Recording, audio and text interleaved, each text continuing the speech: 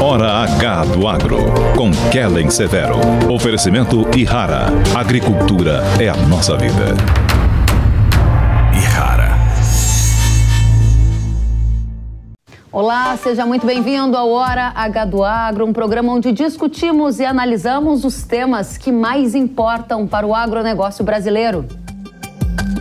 Rússia finaliza referendo e Putin anuncia em cerimônia transmitida pela TV a anexação de 4 cidades da Ucrânia ocupadas por tropas russas.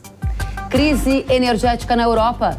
Gasoduto Nord Stream, que liga a Rússia à Alemanha, registra vazamento de gás. Autoridades europeias desconfiam de sabotagem.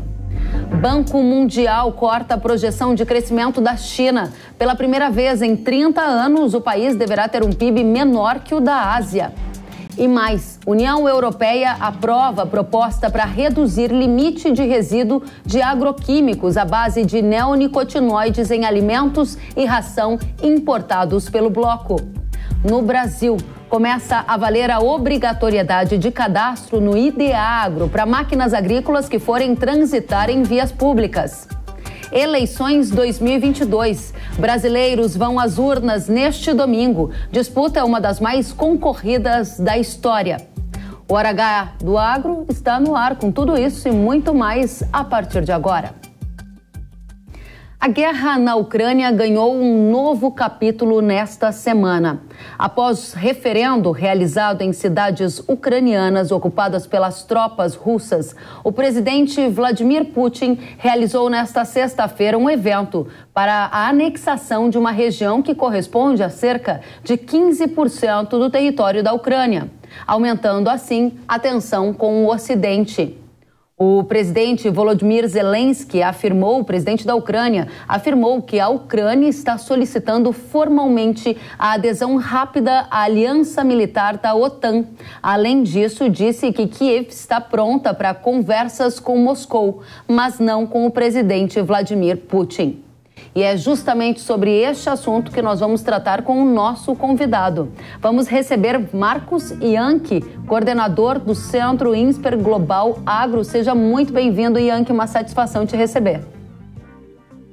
Olá, Kellen. É um prazer imenso estar com vocês e com todo mundo que está aqui nos assistindo nesses tempos de grande turbulência, né? E turbulência que parece nunca acabar, seja nesse momento na Rússia e na Ucrânia, também lá no entorno da China, muitas questões aí para serem faladas. Muitas questões, e o agro, por ser um dos setores mais internacionalizados da economia brasileira, acaba sendo indireta ou diretamente atingido por toda essa movimentação no tabuleiro da geopolítica mundial. Para começar, Marcos, o tema mais quente é justamente o aumento dessa tensão geopolítica, agora com a cerimônia que foi feita por Putin para anunciar a anexação de cidades da Ucrânia. Na sequência, Zelensky responde dizendo que vai ampliar movimentos em direção à OTAN.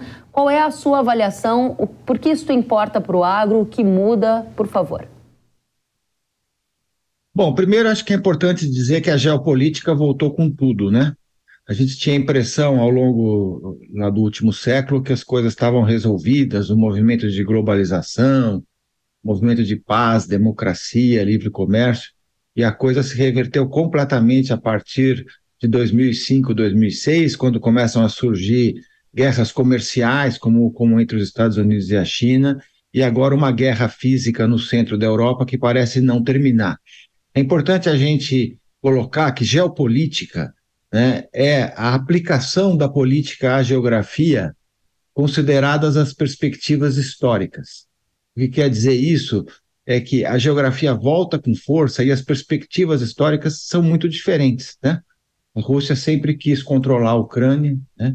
E agora o que ela faz é anexar um pedaço da Ucrânia como se fosse Rússia, o que vai dar à Rússia o direito de defender esse pedaço, inclusive utilizando armas nucleares, né? Esse que é o grande risco, porque o que a Rússia está dizendo é que um pedaço da Ucrânia hoje é Rússia, a partir lá de um movimento lá de referendo que não foi nada transparente, né? Que é muito criticado por todos.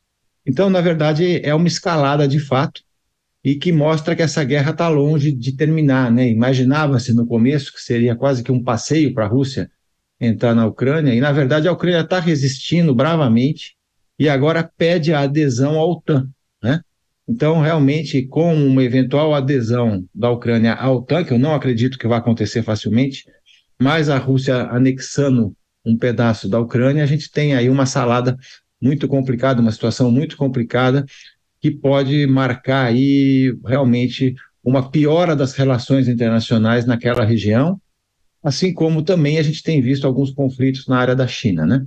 Muito bem, ainda ficando na área ali da Europa, né, com essa questão envolvendo a Ucrânia, a decisão da Rússia de anexar parte do território da Ucrânia, a gente viu, Yankee, todos do agro que nos acompanham e quem também não acompanha o noticiário do agro, uma alta no preço dos alimentos em 2022. Na Bolsa de Chicago a gente atingiu patamares que foram recordes para grãos. Vai lembrar que esta região leste europeu responde por cerca de 30% das exportações globais de trigo.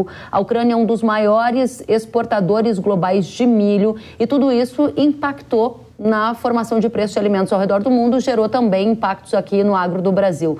Qual é o impacto mais imediato que você observa dessa escalada na guerra colocada por você e impacto de médio prazo? Muitos da nossa audiência, Yankee, se perguntam sobre uma aproximação da Rússia com a China. Gostaria de ouvir a sua análise sobre o curto e o médio prazo. Bom, primeiro, realmente existe um impacto principalmente na área de grãos, também de óleo de girassol, que eles são muito importantes, né? E, obviamente, isso beneficia o Brasil, que é um grande exportador de soja e de milho. A Ucrânia é hoje o terceiro maior exportador do mundo, né? Então, realmente existe aí uma grande perspectiva para a gente nessas exportações. Mas o problema é que não é só os grãos que subiram, a gente também percebeu um aumento muito grande dos preços de energia, de fertilizantes, em função dessa guerra. Então, o que a gente percebe é que os preços relativos mudaram, os custos subiram de forma astronômica, né, e não caíram ainda suficientemente. Então, é uma situação de grande tensão, no meu entendimento, que se soma aos problemas anteriores da pandemia, que desarranjou as cadeias de suprimento no mundo, se soma questões importantes de clima pelo mundo afora, perdas de safras, né? A safra chinesa que começou muito mal, problemas na Europa, lá com calor extremo, nos Estados Unidos. Então, essa questão da oferta também está sob grande tensão em função de questões climáticas, e obviamente que tudo isso resultou, principalmente pelo lado da energia, em aumento da inflação global, né? E alguma recessão em diversos países do mundo, né? Talvez até, alguns falam até de uma recessão global, né? Que não está muito clara ainda, mas a verdade é que tudo isso impacta essa realidade. Eu vejo isso, em primeiro lugar, eu acho o seguinte, na medida em que existe uma questão euroasiática séria, né, de geopolítica, seja no entorno da Rússia, nesse resgate que o Putin faz da antiga União Soviética quando ele invade a Ucrânia, né? Então, existe realmente uma tensão que é perda de confiança.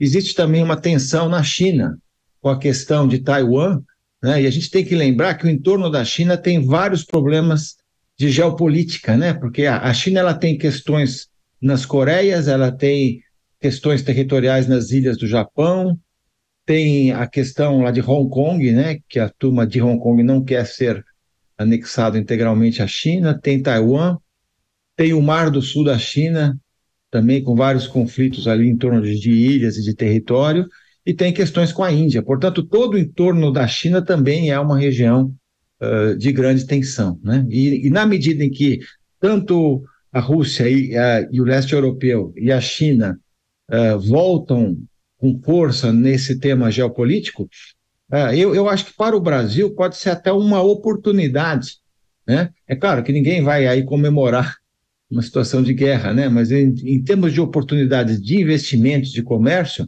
me parece muito claro que o Brasil pode se posicionar como um país que vai ter uma oportunidade de colocação, seja na parte de comércio de alimentos, que é uma demanda clara nesse momento, segurança alimentar voltou à tona nesses 2 últimos anos, mas também de atração de capitais, de investimentos, investimentos em logística e outras coisas que podem acontecer em função de uma região que estava recebendo muito capital, está hoje sob grande tensão, que é o leste europeu, a Rússia e a China. Muito bem, então você elencou aqui benefícios de curto prazo, que acaba, obviamente, ninguém torce por uma guerra, mas a gente está olhando do ponto de vista econômico, comercial, e à medida que as tensões geopolíticas se agravam, há uma necessidade de maior segurança alimentar. O Brasil é um grande produtor de alimentos e tem aí uma oportunidade para o mercado internacional. Isso foi colocado por você como um modelo, né, uma consequência de curto prazo. Além disso, você mencionou as tensões envolvendo Rússia, envolvendo China, e ainda entende que no médio prazo o comércio de alimentos, toda essa questão de investimentos também podem ser positivas para o agro. Eu gostaria de aprofundar um pouco mais o entendimento dessa questão com você, tratando-se justamente da relação China-Rússia e da nossa relação Brasil com essa nova ordem global que se coloca, avançando para mais um tema, Marcos, que nesta semana outro fato que marcou a atenção foi o dano registrado ali no gasoduto Nord Stream 1 e 2. Inclusive, a gente tem imagens, vou pedir para a produção colocar, imagens que circularam no mundo todo, né, mostrando aquela explosão, o vazamento de gás natural nesse gasoduto da Rússia, que liga a Rússia à Alemanha. A gente está vendo agora a imagem. Esse fato trouxe impactos para transporte marítimo naquela região e, além disso, Yankee, algumas lideranças do Ocidente, como Dinamarca, Suécia, desconfiam de sabotagem, o que aumentou ainda mais as tensões entre a Rússia e o Ocidente. Tem uma questão geográfica envolvendo essa região do gasoduto, tem uma questão energética e tem uma questão de como essas peças do tabuleiro se movem. A gente gostaria de ouvir a sua avaliação sobre isso. Eu acho que tudo isso tem a ver muito com essa tensão que a gente está falando, né? A volta da geopolítica com muita força, principalmente na Eurásia, né?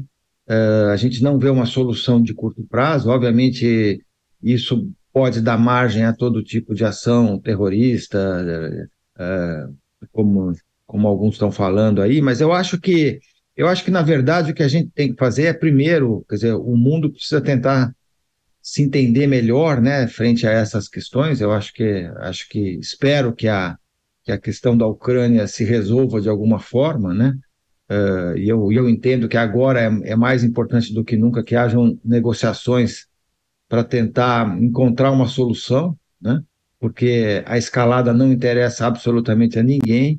E a questão da China, eu diria que a grande tensão vai ser até que termine esse processo que está acontecendo de recolocação lá do Xi Jinping, né? Você sabe que nós vamos ter agora, no próximo mês, a definição do Congresso, né? Lá do Partido Comunista, né?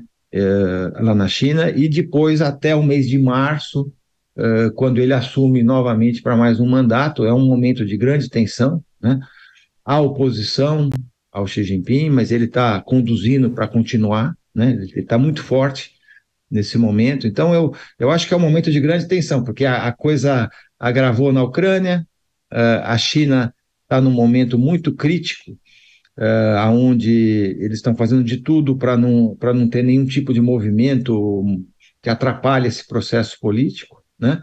Mas a China vai ter talvez o menor crescimento também. Esse é um outro ponto importante para a gente falar, né? Quer dizer, a China, conforme já foi dito, ela vai ter talvez um dos menores crescimentos daquela região toda, né? Em função lá do lockdown, em função da inflação, em função da política, né? Mas eu acho que para o Brasil continua uma grande oportunidade, como eu falei, sabe? Oportunidade pelo seguinte: o Brasil tem uma capacidade de reação muito rápida, né?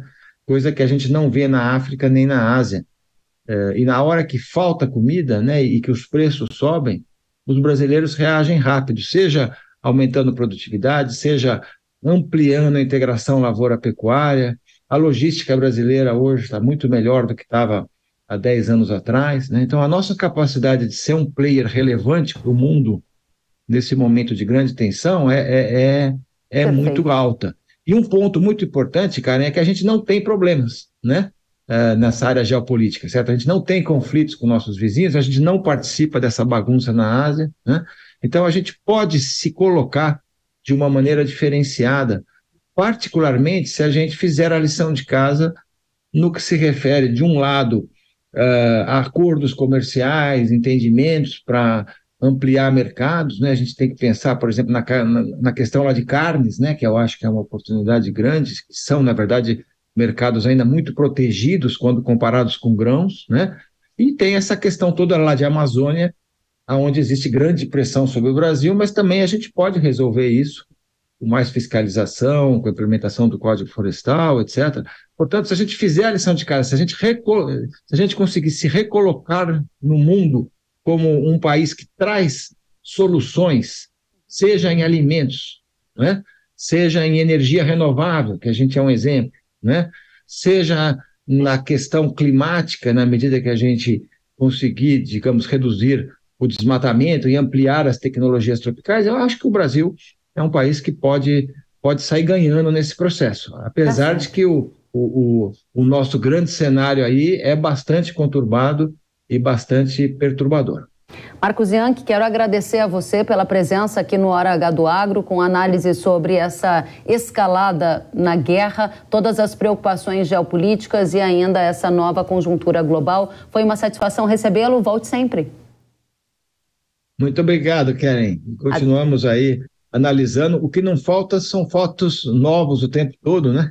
É verdade. E eu acho que a gente tem que prestar muita atenção nessa área internacional que nos afeta tanto no agronegócio. Muito bem, estamos atentos aqui, volte sempre. Até a próxima, Marcos. E pela primeira vez desde 1990, o crescimento econômico da China será menor do que o restante da Ásia. Isso foi o que projetou o Banco Mundial nesta semana. A expectativa é que o produto interno bruto dos chineses feche o ano com crescimento de 2,8%, ante 8,1% no ano passado. Já o cenário para o restante da Ásia é de crescimento de 5,3%. Os impactos dos lockdowns, fruto da política de Covid-0 na China, e o colapso no setor imobiliário, que representa cerca de 30% da atividade econômica, são alguns dos motivos desse recuo, dessa desaceleração na economia chinesa. Se confirmada a projeção do Banco Mundial, o crescimento econômico chinês ficará abaixo da meta estabelecida para este ano pelo governo de Xi Jinping, que era de cerca de 5%. Para 2023, o cenário segue parecido. O PIB da China é estimado em 4,5% e o do restante da Ásia em 5% ao ano. Vocês sabem que a China é o principal parceiro comercial do agronegócio brasileiro. Entender o que acontece na China é primordial para projetar também o futuro dos nossos negócios. Por isso, a gente convidou uma das grandes especialistas neste assunto aqui no Brasil, a Larissa Warholtz, sócia da Valia Agro. Larissa, seja muito bem-vinda mais uma vez ao Hora H do Agro. Muito obrigada, Kellen, é um prazer. Igualmente. Vamos direto ao ponto. Essa desaceleração da economia chinesa em 2022, também ali crescendo devagarinho em 2023, é o que projeta o Banco Mundial. É um risco para a demanda por produtos agrícolas brasileiros? A gente está vendo uma estimativa de crescimento abaixo de 3% no gigante asiático que crescia a 2 dígitos. Explica para a gente o efeito de contágio para o agro do Brasil. Olha, Kellen, de fato, algum impacto, alguma acomodação, ela pode vir a acontecer, né? Isso vai depender de uma série de fatores, especialmente do tempo que dure a política de Covid-19 na China. A gente sabe que a China está passando por um momento político bastante sensível e tudo isso deve levar a uma continuidade ou uma certa cautela, né, contínua com esse tema da pandemia, pelo menos até o final do primeiro trimestre de 2023. Então, a partir do segundo trimestre, a gente pode esperar um certo alívio, digamos assim, nessa prioridade de contenção da pandemia de Covid-19. Sempre com muita cautela, sempre lembrando que o ditado que reina na China é sempre, né, atravessar o rio sentindo as pedras, né, tudo com muito cuidado, né, sem muito atropelo. Então, a gente não deveria imaginar também que quando chegarmos aí ao segundo trimestre de 2023 que vai haver uma mudança radical de comportamento ou de política, né, mas gradual sim. Então, o efeito total, digamos assim, ele só vai poder ser medido na medida em que a gente consiga estimar, o que agora é um pouco difícil, por quanto tempo a política de contenção da Covid-19 vai vigorar, já que ela é o principal elemento ali que está causando, né, essas restrições de crescimento na China. Mas como você acaba de apontar também, né, as perspectivas para 2023 são já de um incremento, né? Então não é uma situação totalmente normalizada, mas já caminhando para uma normalização.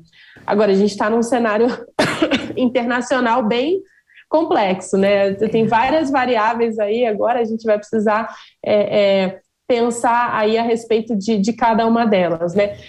Para mim, a grande questão é sempre essa de que a China se vê numa situação de construção de parcerias, de relações de confiança no suprimento de produtos agrícolas, né? O Brasil, ao longo desses últimos anos, com todas essas turbulências que a gente viu no mercado internacional, peste suína africana, guerra comercial entre a China e os Estados Unidos, a própria pandemia, agora com a guerra na Ucrânia, né, e esse prosseguimento da guerra, né, que está agora ficando, né, um ambiente ainda mais complexo, em todos esses momentos o Brasil foi aquele parceiro que continuou e aumentou as suas exportações agrícolas para a China. Então, enquanto o ambiente internacional se tornou ainda mais complexo, nós estávamos lá como fornecedores importantes. Eu acho que isso é um elemento definidor, né, dessa nossa relação em termos de comércio, e a gente está exportando, na verdade, itens bastante básicos, né, que são aquele consumo mais básico da proteína animal na China,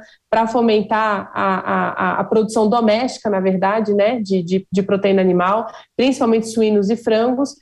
E isso daí, né, alimento, mesmo numa circunstância aí difícil economicamente, vai ser algo mais resiliente, né, do que outros setores. A gente não está exportando produtos de luxo ou coisas que sejam mais supérfluas, né?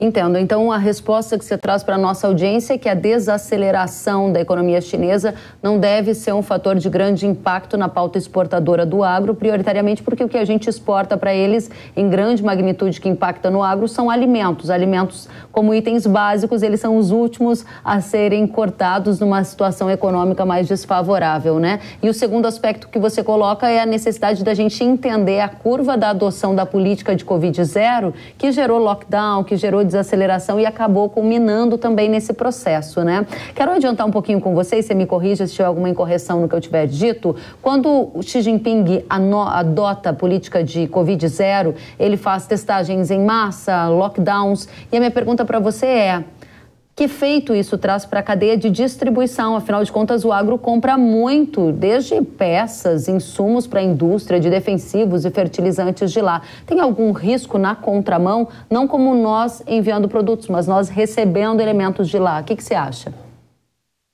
De fato, esse é o risco da quebra das cadeias de suprimento, né? Isso impõe mais restrições ao fluxo normal, né, de produção, de compras, de entregas, na medida em que, se você tiver casos de Covid-19 em distritos, cada vez mais eles pensam mais em distritos, em bairros, do que numa movimentação de massa, né? Eles estão tentando ser racionais na política, mas a realidade é que, se você tiver casos em determinadas regiões de cidades que sejam relevantes tanto na produção quanto na logística de exportação de determinados insumos, sim, as cadeias poderão ser afetadas. Mas é, de fato, um cenário que a gente tem dificuldade de estimar, né, em que medida e quais cadeias seriam afetadas, porque depende de onde viriam esses possíveis focos de Covid-19, né?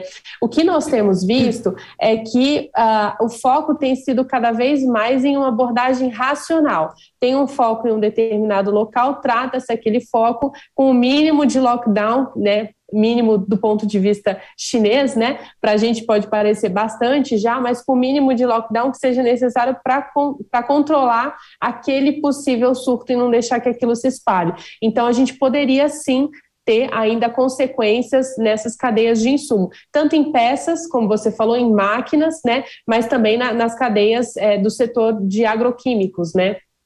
Muito bem, aí a gente vai continuar acompanhando e torcendo sempre que o agro consiga manter essa resiliência que tem apresentado ao longo desses últimos anos conturbados. Tem um outro elemento, Larissa, que está no foco da nossa atenção, que é de 6 de outubro, dia 16 de outubro, quando terá início o Congresso do Partido Comunista Chinês, onde o presidente Xi Jinping deverá conseguir um terceiro mandato consecutivo. Qual deve ser a marca desse novo período, da nova era Xi Jinping, na sua avaliação? Olha, espera-se uma continuação dessas políticas de busca de uma maior igualdade social, digamos assim, né? De políticas em que você consiga incrementar, né, o nível de renda das camadas mais baixas da sociedade, que tem sido, de fato, a política da prosperidade comum, né? Como Xi Jinping a denominou, tem sido uma característica da gestão Xi Jinping, sobretudo ao longo dos últimos anos. Então, isso pode ser continuado, né?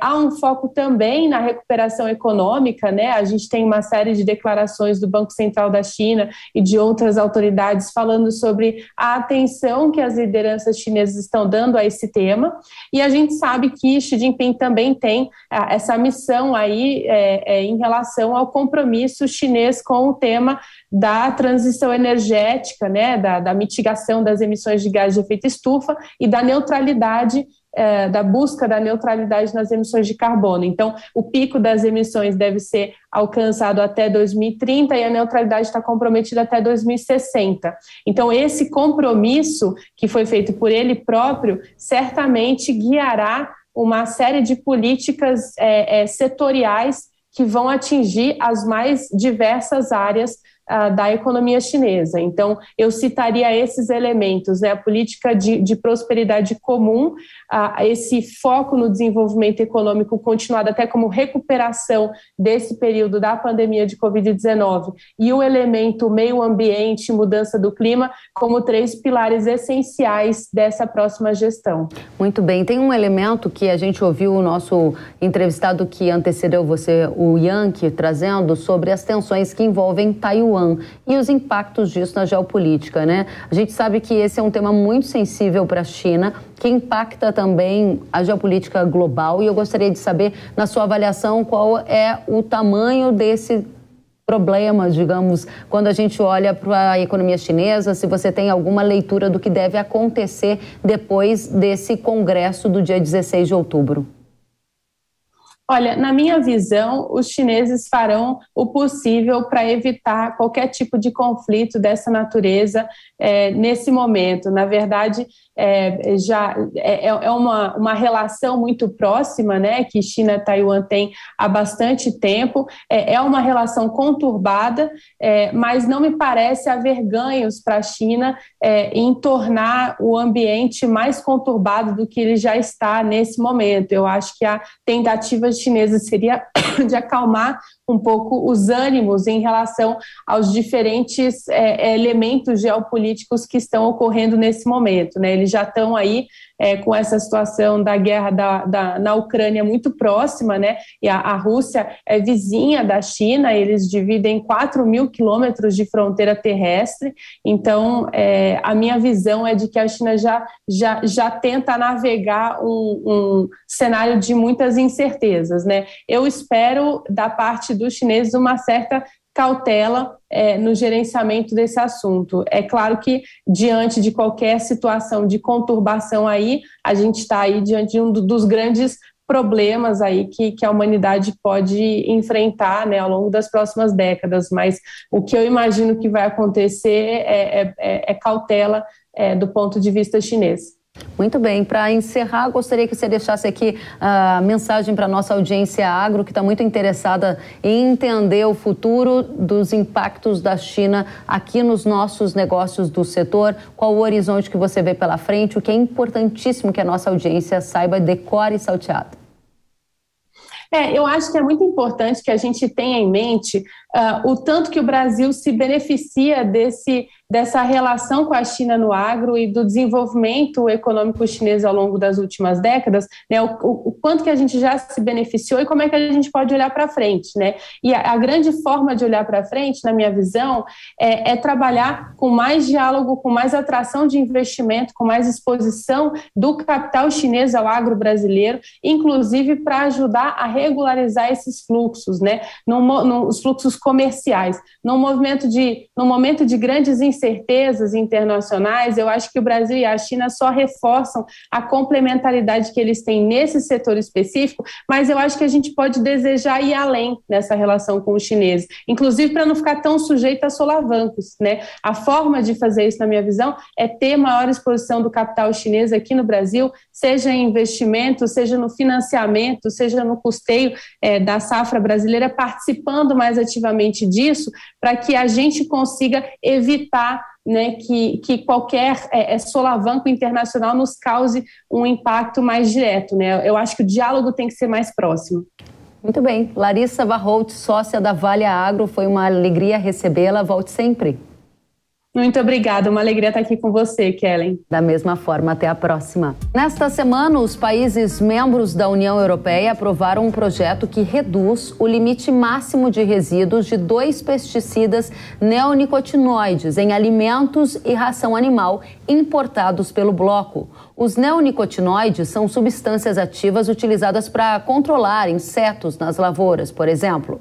A proposta passou por um comitê, onde recebeu apoio da maioria dos países da União Europeia. E agora o projeto deverá ser enviado ao Conselho e ao Parlamento Europeu, que tem um prazo de 2 meses para decidir o tema.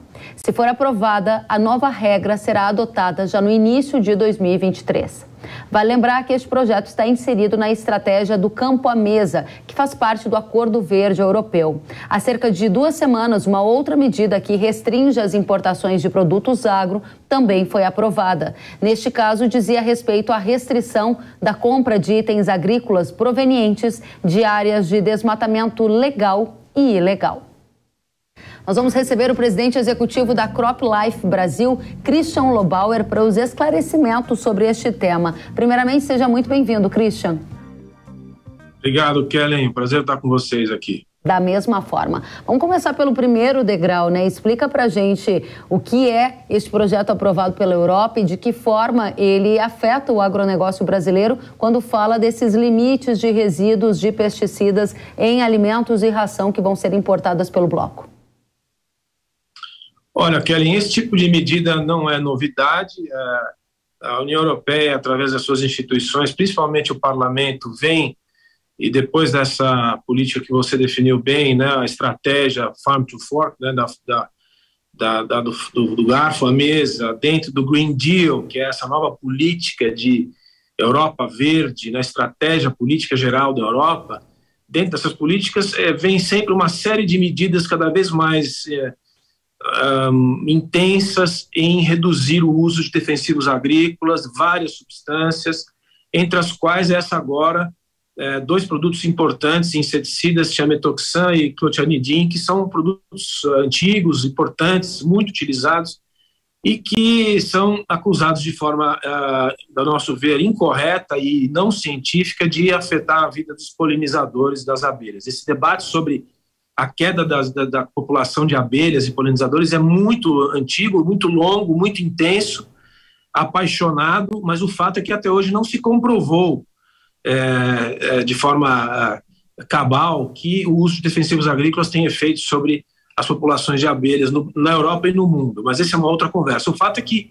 sistematicamente, as ONGs levam esses temas ao Parlamento, e o Parlamento, muito sensível a esses temas que são apelativos à população, partem para uma proibição baseadas na tolerância dos resíduos desses produtos nos alimentos, os MRLs, ou os MRLs, né? Máximos limites de resíduos, né? Que é o termo que se utiliza aí nessa linguagem. O que eles estão pedindo é para que todos sejam menos tolerantes e até proíbam na Europa esses produtos em função do efeito que tem na vida das abelhas. O que nós temos a dizer é o seguinte: a gente vai sempre recorrer na Europa e no mundo, o mundo inteiro está pedindo, inclusive o Brasil, o Japão, os Estados Unidos, para que a Europa consulte os seus aliados nos acordos internacionais, porque isso tem efeito em comércio, tá certo? Se você estabelece um resíduo um contaminante abaixo dos índices estabelecidos no Códex Alimentários e nos padrões do acordo do SPS da OMC, você está descumprindo um acordo internacional. O que todos têm pedido para a Europa fazer é que ela converse com os seus parceiros antes de tomar decisões unilaterais que serão contestadas por todos os outros países agrícolas do mundo. Você entende? É disso que nós estamos falando, esse é o efeito que tem, indireto, em economias como o Brasil. Por quê? Porque se você mexe nos resíduos e nos contaminantes e nos índices, você pode impedir que um produto de um outro país entre na União Europeia quando importado. Essa discussão ela é bastante complexa e como a gente tem audiência do agro e audiência que não é do agro, eu vou tentar, com a sua ajuda, deixar esse tema mais claro para todos, até porque quando a gente fala de limite de pesticida em alimento, na primeira camada, todo mundo poderia entender. Claro que a gente não quer limite de pesticida no nosso alimento. E aqui é que está uma discussão muito importante de a gente fazer do ponto de vista de esclarecimento. Quais são os limites de resíduo de pesticida hoje nos alimentos aqui no Brasil, quais são na Europa? A gente tem uma grande distância, quer dizer que no Brasil há uma tolerância maior e a Europa está querendo uma tolerância quase zero ou zero? Esse é o primeiro ponto da conversa que eu gostaria de afunilar com você, porque aí depois a gente parte para as consequências. Você conseguiria nos explicar para a população urbana, para a do agro, o que isso significa? Ótimo, Kellen, excelente. Então, são tão poucas oportunidades que a gente tem que eu te agradeço. Tudo que nós comemos tem resíduos e contaminantes. Tudo. Todos os alimentos do mundo inteiro. Mas existem regras que estabelecem mundialmente, dentro de um acordo que chama-se Códex Alimentários, os máximos limites de resíduos e contaminantes para todos os alimentos. E esses resíduos, esses limites de contaminantes e resíduos são estabelecidos em conversas entre conhecedores da matéria. Nós tratamos de partes por bilhão. Um determinado inseticida, por exemplo, pode deixar até 30, 40 partes por bilhão, ou seja, aquela molécula, um determinado alimento, para que ele possa ser consumido pelos seres humanos e não ter efeito sobre a saúde humana e nem animal. É assim que isso funciona. Esse códex ele é sistematicamente revisto, analisado por gente do mundo inteiro. E ele serve como referência para tudo que se compra, tudo que se vende e tudo que se come no mundo, né? Então, tem dois aspectos importantes. Primeiro, tudo que nós comemos tem resíduo de muitas coisas. E é normal que seja assim, independente de agrotóxico, independente do que dá água. Resíduos são parcelas químicas que são toleráveis pelo consumo humano. E aí, quando parte de um determinado limite para milhões de diferentes substâncias, pode haver um risco. É disso que se trata. Esse documento ele é respeitado por todos os países, mas a Europa tende a ser, e tem sido cada vez mais, uma espécie de... ela se vê como uma espécie de novo regulamentador dos resíduos no mundo. Os interesses são sempre discutíveis, certamente uma parte é comercial, porque à medida que se mexe nos resíduos, você dificulta a entrada de produtos importados, e eles têm um protecionismo muito grande, mas vai além disso. Eu acredito hoje que maior do que o protecionismo é uma visão de mundo. Eles acham, por ideologia, por maneira de construir a sociedade, que os resíduos deveriam ser zero. E isso é uma ideologia, porque nunca serão, né? Nunca serão em lugar nenhum, porque faz parte da natureza que os alimentos tenham resíduos. Resíduo então, zero seria uma agricultura orgânica ou não? Não, a agricultura orgânica também tem resíduo. Por exemplo, um produtor orgânico utiliza cobre para uma determinada produção. Aliás, muitos utilizam cobre, pó de cobre. E fica um resíduo de cobre no alimento. E não é problema nenhum. A gente pode consumir cobre até um determinado índice de tolerância do metabolismo humano. Então, tudo tem resíduo. O debate aqui ele é complexo porque as pessoas podem achar que existe alimento, vamos dizer assim, sem nenhum tipo de resíduo. Não existe, né? E é por isso que a conversa fica complicada, porque a gente utiliza muitos produtos químicos na produção de alimento mesmo, e outros produtos que são até produtos puros, como é o caso do cobre, e esses resíduos têm que ser sempre controlados, é necessário que isso seja feito. Perfeito. Então a gente partiu do primeiro ponto dessa conversa, que é sobre essa proposta da Europa de alterar esses limites que já estão convencionados em acordos globais, tendendo até a zero. A consequência disso é para, por exemplo, economias como a brasileira, que são agroexportadoras e que usam, sim, alguns agroquímicos. Dessa lista de agroquímicos que a Europa está fazendo uma nova proposta, estão os chamados neonicotinoides. Explica para a gente, esses produtos são importantes para a agricultura brasileira e que tipo de impacto essa medida aprovada lá na Europa, que ainda vai precisar de uma outra tramitação para virar uma regra, tem para o agro brasileiro? Alto impacto, baixo impacto, porque isso importa? Muito bom, Kellen. Assim, os neonicotinoides são um grupo químico que vem de nicotina, né? Aquela substância que tem no cigarro, né? Tem muito no fumo, né? Os neonicotinoides são um grupo químico que está presente em vários produtos de defesa vegetal, em vários agrotóxicos, como se diz convencional no Brasil, e no mundo inteiro, na Europa também. Na Europa, eles determinaram já há alguns anos a proibição de todos os neonicotinoides. O efeito na agricultura europeia foi imediato. Para você ter uma ideia, imediatamente, num ano só, um mercado de mais de 40 milhões de euros em produtos foi proibido. Para te dar uma ideia do que os resultados que tiveram lá e já foram revistos, as beterrabas, por exemplo, precisam de neonicotinoides, de uma série de produtos que têm neonicotinoides. O índice de produtividade da beterraba na Europa, alguns anos atrás, principalmente na França, caiu em 40%. Por quê? Porque proibiram produtos que são utilizados pelo produtor rural, não conseguiram combater uma série de insetos, os insetos devoraram as beterrabas, a produtividade caiu, o preço do açúcar aumentou. É disso que se trata. A medida foi tão radical e tão irresponsável que os franceses pediram para que os neonicotinoides fossem reautorizados na França. Isso aconteceu. O debate continua na Europa. Agora, essa agenda tem sido exportada para o mundo. Quando você chega no Brasil, o efeito de uma proibição eventual de neonicotinoides, que já é uma agenda que vem sendo ventilada no Brasil, mas tem que passar pela autorização da Anvisa, do IBAMA e do Ministério da Agricultura, isso ainda não aconteceu, espero que não aconteça, teria um efeito sobre o Brasil de mercado num ano de 400 milhões de dólares na produtividade brasileira. Por quê? Porque aqui tem muito mais produção de muito mais produtos que utilizam neonicotinoides. Então, essa é a realidade, é o fato, é o efeito, a consequência, como você colocou, quando a gente entra nessa agenda. Proibir produtos tem efeito sobre produção de comida. Por que proibir produtos? Tem que se basear em algum efeito que tenha sido demonstrado sobre a saúde humana. Não há estudo que comprove efeito sobre a saúde humana desses produtos. E esses produtos todos, e aí eu saio desses neonicotinoides e coloco todos os produtos que estão na agricultura, tem revisões periódicas, como já se faz, de 5 em 5 anos, com novos estudos que são realizados, inclusive pelas indústrias. Isso é uma prática convencional internacional. Produtos são sistematicamente revisados, reavaliados, e muitas vezes são retirados, como são muito velhos, e já há produtos mais novos que têm o mesmo efeito, são retirados do mercado. Essa é uma discussão boa também, porque o Brasil demora tanto tempo para aprovar produto novo, que ele usa, sim, muito produto velho. E os europeus aprovam com mais velocidade. Por isso, proíbem produtos antigos, que ainda não estão, os novos não estão aprovados no Brasil. E esse debate confunde as pessoas. E muita gente de má fé diz, olha, muitos produtos estão aprovados no Brasil, não são aprovados na Europa. Lógico que não, porque nós não aprovamos os novos ainda. E os europeus já não utilizam mais os registros velhos.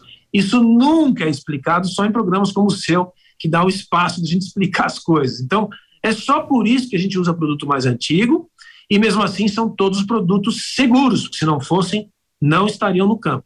Muito bem, agora para a gente ampliar essa conversa que é super interessante para a nossa audiência, você está falando sobre os efeitos, você falou em 400 milhões de dólares em perda de produtividade anual estimada com a proibição de algum produto específico. Eu só queria arredondar essa informação porque eu fiquei com dúvida. Qual é a questão que gera esse impacto econômico? Se nós no Brasil proibíssemos o uso de neonicotinoides, como os europeus fizeram, esse seria o efeito para o Brasil. O que eu quero dizer é, isso não foi feito, acho que não será feito, e nós lutaremos para que não seja feito. Mas se a gente fizer o que tem sido um pouco, né, a história recente, a gente importa agendas europeias e começa a debater elas aqui sem ter nenhuma necessidade de fazê-lo. Isso seria um impacto na produção brasileira e na exportação brasileira de alimentos, muito maior do que no da Europa, entende?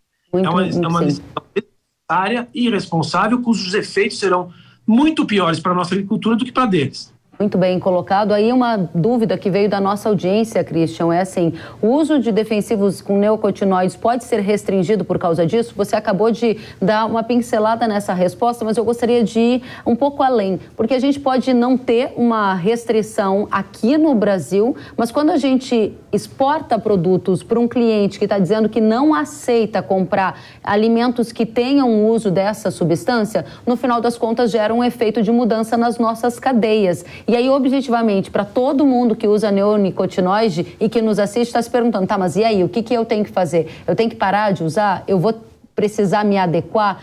É muita gente que usa esse produto, não é? Exatamente isso. Ainda não, porque a decisão não foi consolidada na Europa na maneira como está aqui no regulamento aqui na minha frente, aqui o número 306, enfim, ele ainda tem que ser regulamentado para importações.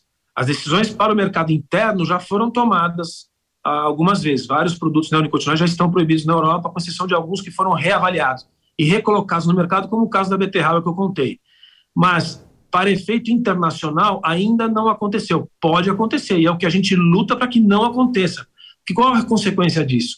Produtos brasileiros, açúcar, café, soja, milho, que utilizarem neonicotinoides e tiverem índices acima daqueles que forem regulamentados pelos europeus, abaixo do Códex, o que seria em tese o que vai acontecer, não poderiam entrar naquele mercado. Então a gente teria que ou não usar mais, ou usar muito menos e ter efeitos na nossa produção, ou não exportar mais para a Europa.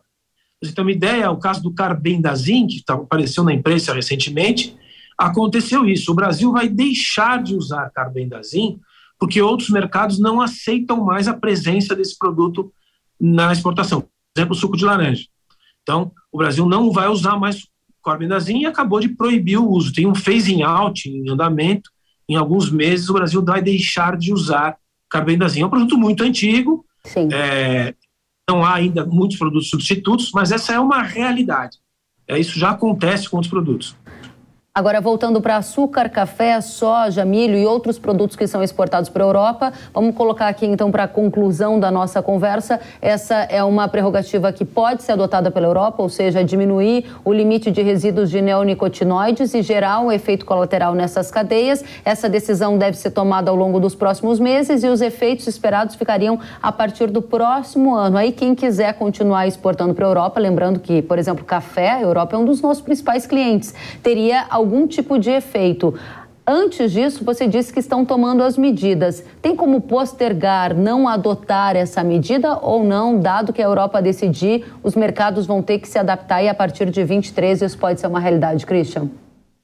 Tem, e é o que o Brasil certamente fará com outros países, que é o quê? Se eles tomarem essa decisão unilateral, que tem efeito em comércio, abre-se um painel imediatamente na Organização Mundial do Comércio, porque é um desrespeito a uma regra, a um compromisso assinado de forma combinada com toda a comunidade internacional. Agora, esses painéis, Christian, desculpa eu te interromper, mas esses painéis, eles costumam seguir uma velocidade que é bastante diferente da velocidade em que o mundo acontece, o comércio acontece. Então, abriria-se um painel, mas a tomada de decisão, a discussão pode se arrastar por anos e aqui na vida real, colocando entre aspas, a gente teria já a obrigatoriedade de não usar mais o produto?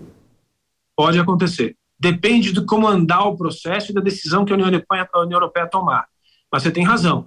Pode acontecer da União Europeia adotar a medida e disputar no painel a sua posição e, enquanto isso, os produtos não seriam autorizados a entrar. Eu vou lhe dizer por que eu acho que eles não têm coragem de fazer isso, não teriam coragem. Porque o efeito sobre o comércio vai ser tão grande, né? O impacto dos preços dos alimentos na Europa, que já não está fácil, vai ser tão grande que provavelmente eles fariam alguma medida intermediária, mas realmente pode acontecer deles fecharem o mercado e partirem para um contencioso que pode levar 1, 2, 3, alguns anos. Sim. É meio que curioso, para usar essa palavra, que a gente esteja aqui discutindo hoje uma escalada da guerra e, ao mesmo tempo, o avanço de pautas com essa característica que tem como uma consequência, no final, a elevação do preço do alimento na Europa ou até uma restrição de oferta. Parece, no mínimo, curioso, né, Christian? Você colocou bem, é mais do que curioso, é quase surreal você observar o quadro atual da política europeia. Nós estamos falando de inflação de alimentos de 10%, já na Alemanha mais de 10%, estamos falando de preço de energia, em alguns casos aumentando 1000%, a proximidade de um inverno, que vai ser um inverno rigoroso, com uso de energia que vai ter que ser cadenciado e reduzido, e estamos falando de um ambiente de imigração em função da guerra, de mais de 3 milhões de novos imigrantes. Estamos falando de um conflito que tem efeito sobre o preço dos alimentos nos vizinhos, e a pauta europeia continua essa de Green Deal e Farm to Fork como se nada tivesse acontecendo. Realmente quase assim, surpreendente, para dizer o mínimo, que isso continue acontecendo. Certamente, em algum momento, eles vão acordar para a seriedade, para a urgência da situação que estão vivendo. Christian Lobauer, presidente executivo da CropLife Brasil, agradecemos demais pelo profundo nível das explicações que você trouxe para a audiência do agro, para a audiência urbana aqui da Jovem Pan. Fica o convite para você voltar mais vezes. Obrigado, Kellen. Sempre que vocês precisarem, estamos à disposição. Da mesma forma. Até a próxima. E a gente segue em frente porque a pauta está quente e começa a valer a partir de 1º de outubro a obrigatoriedade de cadastro das máquinas agrícolas que forem transitar em vias públicas aqui no Brasil. Esse cadastro tem que ser feito na plataforma IDAgro. O registro vai ser exigido para equipamentos agrícolas e tratores fabricados a partir de 2016 e ele é opcional para os anteriores a essa data. A Confederação da Agricultura e Pecuária do Brasil, a CNA, revela que até o momento 150 tratores foram cadastrados no período facultativo e que 500 estão com solicitações de registro em andamento. A expectativa é que, com o início da exigência, o número aumente. Só para você ter uma ideia, alguns dados do censo lá de 2017 já mostravam que há no Brasil mais de 1.200.000 tratores, ou seja, a adesão ainda está baixa. E a gente vai entender por que precisa fazer esse cadastro, como fazer esse cadastro e que tipo de punição o condutor que trafegar com uma máquina agrícola em rodovias no país agora, a partir de 1º de outubro, pode sofrer. Para essa conversa a gente recebe Carlos Ribeiro, coordenador administrativo do Instituto CNA. Carlos, seja muito bem-vindo, um prazer recebê-lo no Hora H do Agro.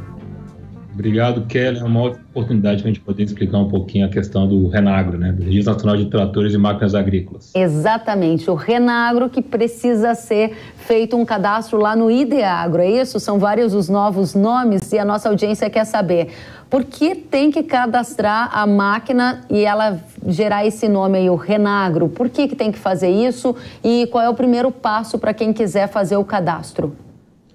Tá, o registro ele é obrigatório, Kellen, para poder transitar em via pública, né? E aí é até bom a gente deixar bem claro isso. A exigência de um registro para transitar em via pública, ele é anterior a essa lei de 2015, né? A lei 3.154. O Código de Trânsito brasileiro já exigia, né? Já exige que qualquer veículo que vai transitar em via pública, ele tem que ter um tipo de registro. Aí essa obrigatoriedade, essa opção passou-se para o Ministério da Agricultura, né, em 2015, e aí o IDAgro vem para poder sanar esse pendente, esse vácuo que a gente tinha, porque o produtor rural queria fazer o registro, por exemplo, e não tinha o lugar agora para fazer. Muito bem. O IDAgro vem para poder sanar esse problema, né, e é bem simples para a gente poder fazer o registro, né, tudo via aplicativo no celular hoje. Muito bem, aí tem muita gente perguntando aqui, os veículos agrícolas vão precisar ser emplacados, como é na Europa? A gente pode ter que pagar algum tipo de licenciamento, emplacamento? Essas são dúvidas corriqueiras e que imagino que podem estar afetando até o nível de adesão para esse cadastramento, não é, Carlos? Não, com certeza. Aí é bom a gente deixar bem claro isso, né? Não vai ter emplacamento, nem licenciamento, nem cobrança de PVA e nem a cobrança pelo próprio registro, né? A Lei 3.154, de 2015, ela traz isso bem claro, né? Que não pode ter nenhum tipo de cobrança para o registro de tratores e máquinas agrícolas. Então, isso o produtor rural pode ficar bem tranquilo, tá? Porque essa migração do Denatran para o Ministério da Agricultura foi justamente para poder garantir, trazer maiores garantias ao proprietário de uma máquina agrícola, né, de que ele não vai ter cobrança de nenhum tipo de taxação no futuro. Muito bem, essa é uma questão que importa muito. A outra que o pessoal tem me questionado, eu estou aqui com perguntas da audiência, e se eu não fizer o registro no IDEAGRO para gerar esse Renagro, eu posso sofrer algum tipo de sanção se eu estou trafegando sem esse cadastro? O que vai acontecer?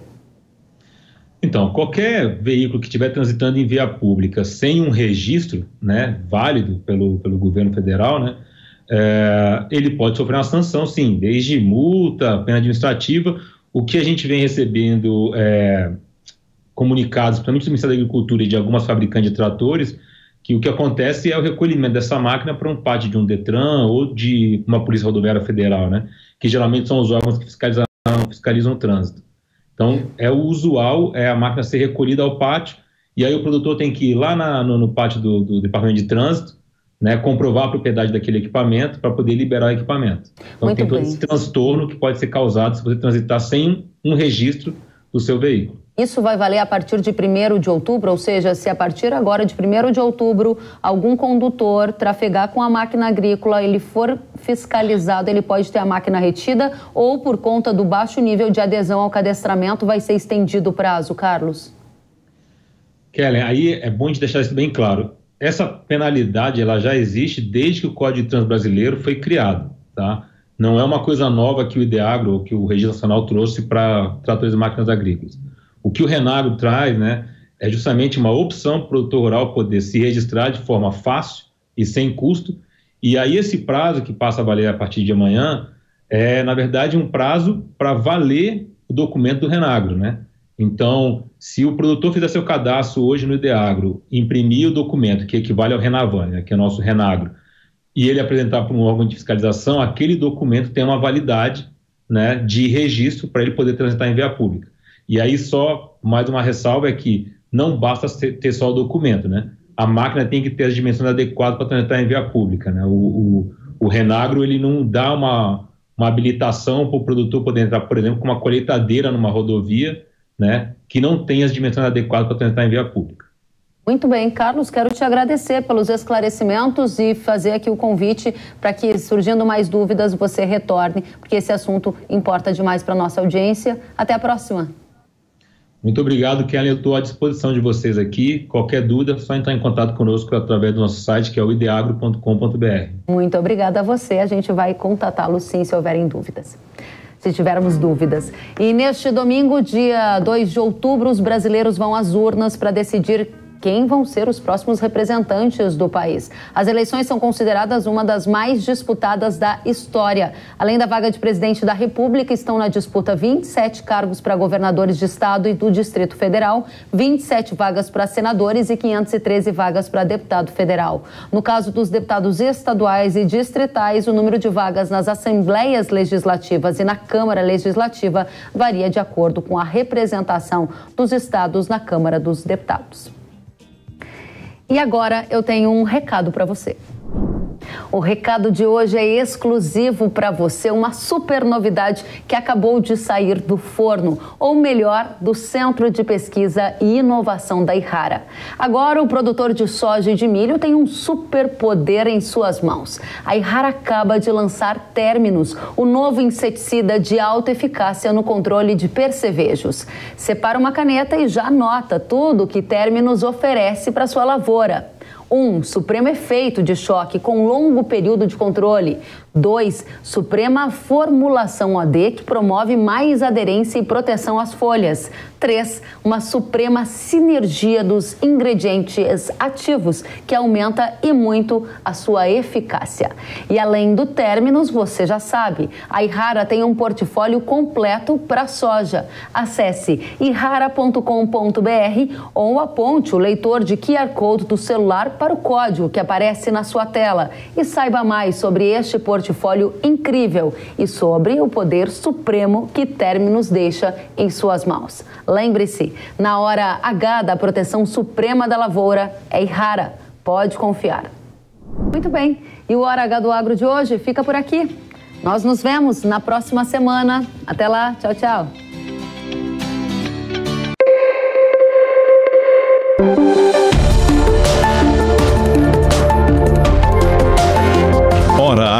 do Agro, com Kellen Severo. Oferecimento Ihara. Agricultura é a nossa vida. Ihara.